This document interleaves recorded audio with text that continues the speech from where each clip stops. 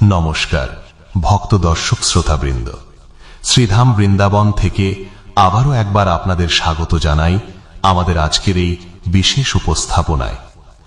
আধ্যাত্মের পথ কোনো মসৃণ গোলাপের পাপড়ি বিছানো রাজপথ নয়, বরং এটি এক দুর্গম গিরিপথ, যেখানে প্রতিটি পদক্ষেপে মায়ার হাতছানি আর পতনের ভয়।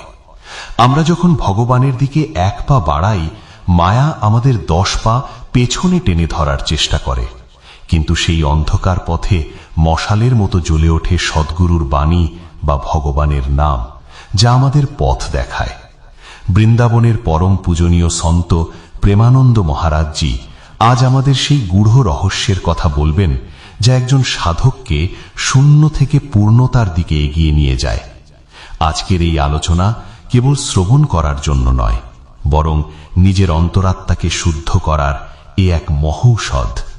চলুন আমরা মহারাজজির অমৃত বাণীতে ডুব দিয়ে জেনে নিই ভজন পথের সেই সমস্ত বাধা বিপত্তির অলিগলি, আর এগুলো অতিক্রম করে আমরা বিজয়ের পথে কিভাবে পৌঁছাতে পারি। আপনারা দেখছেন বাংলা ভক্তিমূলক চ্যানেল কৃষ্ণ দর্শন। আমাদের পরিবেশনা যদি আপনার ভালো লাগে, তবে একটি লাইক দিয়ে এবং সাবস্ক্রাইব করে আমাদের পাশে থাকবেন, কারণ আমরা নিয়মিত এই ধরনের ভক্তিমূলক ভিডিও গোবিন্দের চরণে নিবেদন করে থাকি। আর হ্যাঁ, ভিডিও সংক্রান্ত আপনার যে কোনো মতামত আমাদের জানাতে ভুলবেন না। মহারাজজি, একজন সাধকের মধ্যে শুরু থেকে শেষ পর্যন্ত কি কি অবস্থা আসে? ভক্তিযোগ এবং জ্ঞানযোগে কি আলাদা আলাদা অভিজ্ঞতা হয়? আমি আপনাকে কেবল দুটি বিষয়ের কথা বলবো। আধ্যাত্মিকতার বাকি সমস্ত দিব্যতা নিজে থেকেই চলে আসবে।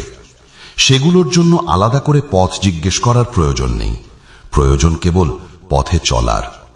উপাসক যদি প্রলোভন এবং ভয় এই দুই ফাঁদে কোনোদিন না পড়ে যায়, তবে জ্ঞান ও ভক্তির সমস্ত স্তরগুলো নিজে থেকেই তার কাছে প্রকাশিত হতে থাকে। প্রলোভন 3 ধরনের।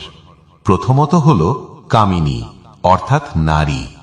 কামনার দ্বারা পরস্পর শরীরের প্রতি আকর্ষণ প্রলোভনের এতটাই শক্তিশালী রূপ যে এটিই প্রথম বাধা, যা বড় বড় সাধকদের টলিয়ে দেয়। এই মন এতটাই পিচ্ছিল যে কখন কোথায় কিভাবে পিছলে যাবে কেউ জানে না। তাই এই পথে নিজের মনের উপর নয়, বরং ভগবানের উপর ভরসা করে মনকে সামলাতে হয়। আমার এই বিশ্বাস নেই যে আমি নিজের শক্তিতে এই জায়গা থেকে বেরিয়ে আসতে পারবো, বরং আমার বিশ্বাস আছে যে ভগবান আমাকে রক্ষা করবেন, তিনি আমাকে নির্বিকার বের করে দেবেন। আমার প্রতিটি কথা খুব ভালো করে বোঝার চেষ্টা করুন, তবেই পরমার্থ কি তা বুঝতে পারবেন। যদি মনে করেন আমি বেরিয়ে যাব, তবে সেখানে অহংকার আসে, আর অহংকারীর পতন নিশ্চিত। কিন্তু ভগবান রক্ষা করবেন এই বিশ্বাস অটল হওয়া চাই। জানকীনাথ যখন সহায় হন, তখন কি কেউ তার ক্ষতি করতে পারে? তাই প্রথম বাধা হল কামিনী। যদি সাধক এখান থেকে বেরিয়ে আসতে পারে, যা অত্যন্ত কঠিন, কেবল 100 জনের মধ্যে 2-4 জনই বেরোতে পারে, বাকি সব কামের প্রশ্নেই আটকা পড়ে যায়। যখন কামের আকর্ষণ জাগে, তখন ভগবানকে ছোট মনে হয়, আর কাম ভোগকে ভগবানের চেয়ে বেশি আনন্দদায়ক মনে হয়। সেই সময় কেবল গুরুর আদেশ কাজে আসে, এটা নিষিদ্ধ কর্ম, তুমি ভগবানের পথে চলেছ, রাধা রাধা জপ। তবেই সে বেরিয়ে আসতে পারবে। সে সময় বীর সাজার চেষ্টা করবেন না যে আমার কি ক্ষতি হবে। বীর সাজলে 100 জনের মধ্যে 100 জনই মুখ থুবড়ে পড়বে। কেবল 2-4 জন তারাই বাঁচে যারা গুরু বাক্য স্মরণ করে আর মনে মনে বলে, প্রাণ চলে যায় যাক, কিন্তু কুপথে পা দেব না। দ্বিতীয় প্রলোভন হল কাঞ্চন বা অর্থ। সাধক যখন সঠিকভাবে পথে চলা শুরু করে, তখনই প্রলোভন আসতে থাকে। যদি সে বুঝতে পারে যে এই অর্থ তার নিজের ভোগের জন্য নয়, বরং সমাজ কল্যাণ, জনজীবনের মঙ্গল, সন্ত সেবা এবং ঠাকুরের সেবার জন্য, তবে অর্থ তাকে ফাঁদে ফেলতে পারবে না। কিন্তু সে যদি নিজেই সেই অর্থের ভোক্তা হয়ে যায়, তবে সে মারা পড়বে। 100-র মধ্যে তো 96 আগেই প্রথম পরীক্ষায় হেরে গেছে। বাকি যে 2-4 জন পাশ করেছিল, তারা এই দ্বিতীয় বড় পরীক্ষার মুখে এসে পড়ে। তৃতীয় প্রলোভন হল কীর্তি বা মান যশ। নিজের নাম উজ্জ্বল হোক, এই গর্তটি এত গভীর যে এতে 100 জনের মধ্যে 100 জনই মুখ থুবড়ে পড়ে যায়। কেউ একজন হয়তো কদাচিৎ রক্ষা পায়। কামিনী বা কাঞ্চনকে জয় করা যেতে পারে, কিন্তু যশের আকাঙ্ক্ষা মনের ভেতরে যদি থাকে তাহলে ভগবত প্রাপ্তিই হবে না, সব শেষ। এর থেকে বাঁচার সূত্র হল তৃণাদিপি শুনি চেয়ে না, নিজেকে ঘাসের থেকেও অধম মনে করা। সো অনন্য যাকে আসিমতি নট্টরেই হনুমন্ত, मैं सेवक सचराचर रूप स्वामी भगवंत। সব কিছুর মধ্যেই আমার ভগবান আছেন, এই ভাব থাকলে মান বা যশের ইচ্ছা মনে জাগ্রত হয় না। এই 3 প্রলোভন থেকে বেঁচে যাওয়ার পর চতুর্থটি হল ভয়। প্রতি পদে পদে ভয় দেখাবে যে কখন কোনো বিকার এসে আমাকে ফেলে দেবে। এই বুঝি পড়ে গেলাম, এই বুঝি সব শেষ হয়ে গেল। কিন্তু ভগবানের উপর যাদের ভরসা আছে তারা বেঁচে যায়। ভগবান প্রলোভন ও ভয় এই 2 থেকে রক্ষা করেন। এরপর আসে সিদ্ধির প্রলোভন। যে কোনো সিদ্ধির প্রলোভনকে স্বীকার করলেই বিপদ। অনেকে অলৌকিক ক্ষমতা পেয়ে সেটাতেই আটকে যায়। আমাদের ব্রজমণ্ডলে যত সিদ্ধ মহাপুরুষ হয়েছেন তাদের কাউকে দেখবেন না যে আপনার নাম, গ্রামের নাম বা কি কাজের জন্য এসেছেন এসব বলে চমৎকার দেখাচ্ছেন। তারা ভগবানের প্রেমের সিদ্ধি লাভ করার জন্য এই সমস্ত সিদ্ধিকে ত্যাগ করেছেন। যখন সাধক এই সিদ্ধিগুলোকে ত্যাগ করে তখন তার স্থূল, সূক্ষ্ম ও কারণ শরীরের আসক্তি ভগবান দূর করে দেন এবং তাকে নিজের সঙ্গে যুক্ত করেন। জীবের আসক্তি যখন ভগবানের দিকে মোড় নেয় তখন তাকে বলে অনুরাগ। তখন সে ক্ষণে ক্ষণে কাঁদে, ক্ষণে ক্ষণে গান গায়, ক্ষণে ক্ষণে নাচে, আনন্দে মেতে ওঠে। সে আত্মস্বরূপে স্থিত হতে শুরু করে। অহং ব্রহ্মাস্মি, আমি ব্রহ্মা। নির্বিকার অবস্থা, আনন্দময়, না থাকে মৃত্যুর ভয়, না থাকে কোনো লালসা, এসব আপনা আপনি চলে আসে। ভগবানের ভজন যাতে না ছাড়ে এর জন্য আমাদের কেবল 2টি বিষয় থেকে বাঁচতে হবে: কাঞ্চন কামিনী, কীর্তি ও সিদ্ধিরূপী প্রলোভন এবং নানা ধরনের ভয়। না আমরা প্রলোভনের কাছে না ভয়ের কাছে পরাস্ত হব। দিন রাত ভজন আর সৎকর্ম করলে আধ্যাত্মিক স্থিতি নিজে থেকেই জাগ্রত হবে। তাই কাঞ্চন, কামিনী ও কীর্তি এই 3 প্রাথমিক প্রলোভনের ফাঁদে আমরা যেন না পড়ি। আমরা প্রায়শই এই 3এই ফেসে যাই। মহারাজজি, এই কামের প্রলোভন কি বারবার আসে? যতক্ষণ না ভগবানের সাক্ষাৎকার হচ্ছে ততক্ষণ পর্যন্ত আসতেই থাকবে।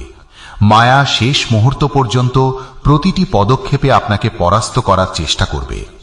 যোদ্ধা যেমন একটি তীর ছুঁড়েই শান্ত হয় না, 1000 বার চেষ্টা করে, মায়াও তেমনই। তাই একবার জিতে গেলেই নিশ্চিন্ত হওয়া যাবে না, প্রতি পদক্ষেপে সতর্ক থাকতে হবে। মহারাজজি, মাঝে মাঝে মনের মধ্যে খারাপ চিন্তা আসে। তখন আপনার বা গুরুদেবের কথা ভেবে সেটা কাটিয়ে দিই। 2-4 দিন পর আবার চিন্তন হবার জন্য ঘাবড়ানোর কোনো দরকার নেই। মনে রাখবেন, নাম জপ করার সময় মনে খারাপ চিন্তা আসা কোনো বড় কথা নয়, কিন্তু সেই চিন্তা অনুযায়ী ক্রিয়া বা কাজ যেন না হয়। নাম হলো ডাস্টারের মতো, যা মনের সমস্ত ময়লা মুছে দেবে। যতক্ষণ নাম চলছে ততক্ষণ বাজে চিন্তা আপনাকে জন্ম মৃত্যুর চক্রে ফাঁসাতে পারবে না। মনে রাখবেন, মন সবসময় চেষ্টা করবে আপনার এবং গুরুর বা নামের মাঝখানের কানেকশন কেটে দিতে, তবেই না আপনাকে পরাজিত করতে পারবে। যদি নামের সংযোগ চলতে থাকে, গুরুর সংযোগ চলতে থাকে, তাহলে তো পরাজিত করতে পারবে না। মন বলবে, এত নোংরা চিন্তা নিয়ে কেন গুরু বা ভগবানের নাম নিচ্ছ? মনে রাখবেন, নোংরা চিন্তার মধ্যেই আমাদের রাধা রাধা বলতে হবে। ভগবান আর গুরুর কাছে কিছু লুকিয়ে রাখবেন না। পরিষ্কার বলুন, দেখুন মহারাজ, আমি আপনার থেকে কিছু লুকাচ্ছি না, আপনি সবই জানতে পারছেন। যদি এ আমাকে কোথাও নিয়ে যায়, আমিও আপনাকে সেখানে নিয়ে যাব, আর সেখানে রাধা রাধা জপ করব। আপনি আমাকে এই জায়গা থেকে বাঁচান। ভগবান সব সামলে নেবেন। মনের চালাকির ফাঁদে পা দিয়ে ভজন ছেড়ে দেবেন না। লোকে কি বলবে সেটা নিয়ে ভাববেন না, ওসব কথায় কান দিবেন না। লোক তো বলবেই। আমাদের লক্ষ্য লোকের সন্তুষ্টি নয়, ভগবানের সন্তুষ্টি। আমি যখন গঙ্গা তীরে ভজন করতাম, একদিন আমাকে এক মাতাল উপদেশ দিয়েছিল। সে আমাকে বলেছিল, বাবাজি, এই যে মন্দিরের ঠাকুর দেখছ, এটা মার্বেল পাথরের তৈরি, আর তোমার পায়ের নিচে এটাও মার্বেল পাথর। যে মার্বেল পাথরটাকে তিল তিল করে কাটা হয়েছে, ছাটা হয়েছে, আঘাত করা হয়েছে, সে সেই যন্ত্রণা সহ্য করেছে বলেই আজ ভগবান হয়ে পূজিত হচ্ছেন। আর যে পাথর আঘাত সহ্য করতে পারেনি, সে আজ মেঝেতে পড়ে আছে, মানুষ তার ওপর দিয়ে হেঁটে যাচ্ছে। আমি সেই দিন থেকে এই কথা মনে গেঁথে নিয়েছি, জীবনভর যত কষ্টই আসুক সহ্য করতে হবে, পথ ছাড়া যাবে না। না আমরা প্রলোভনের কাছে হেরে যাব, না ভয়ের কারণে পিছিয়ে যাব। ধীরে ধীরে বিভিন্ন পরিস্থিতির মোকাবিলা করে এগিয়ে যেতে হবে। মজবুত হন, সত্য পথে চলুন, সব ঠিক হয়ে যাবে। পূজ্য মহারাজজির এই প্রবচন থেকে আমরা আমাদের জীবনের জন্য 5টি প্রধান সূত্র গ্রহণ করতে পারি। প্রথমত, অহংকার নয়, আত্মসমর্পণ। আমি পারবো না বলে ভগবান রক্ষা করবেন, এই ভাবটি হৃদয়ে পোষণ করা। নিজের শক্তিতে নয়, বরং তার কৃপার উপর ভরসা রাখাই হল ভজনের পথ। দ্বিতীয়ত, কাম, কাঞ্চন এবং কীর্তি, এই 3টি বিষয়ে সবসময় সতর্ক থাকা। অর্থ যেন ভোগের না হয়ে সেবার মাধ্যম হয়। তৃতীয়ত, মনে কুচিন্তা এলেই ভেঙে পড়ার কিছু নেই, নামের ডাস্টার দিয়ে তা মুছে দিন। লক্ষ্য রাখতে হবে যেন সেই চিন্তা কর্মে বা ক্রিয়াতে পরিণত না হয়। চতুর্থত, মার্বেল পাথরের মতো আঘাত সহ্য করতে শিখুন। ভজন করতে গেলে বিদ্রূপ, অপমান, কষ্ট আসবেই। যে পাথর ছেনির আঘাত সহ্য করে, সেই তো বিগ্রহ হয়ে মন্দিরে স্থান পায়। পঞ্চমত, যে কোনো পরিস্থিতিতে, এমনকি খুব খারাপ চিন্তার মধ্যেও রাধা রাধা বা ভগবানের নাম ছাড়বেন না। গুরুর কাছে নিজের মনকে স্বচ্ছ রাখুন। আসুন আমরাও মহারাজজির এই অমৃত উপদেশগুলি আমাদের দৈনন্দিন জীবনে প্রয়োগ করি এবং ভজনের এই দুর্গম পথটি আনন্দের সাথে পার করি। রাধা রাধা।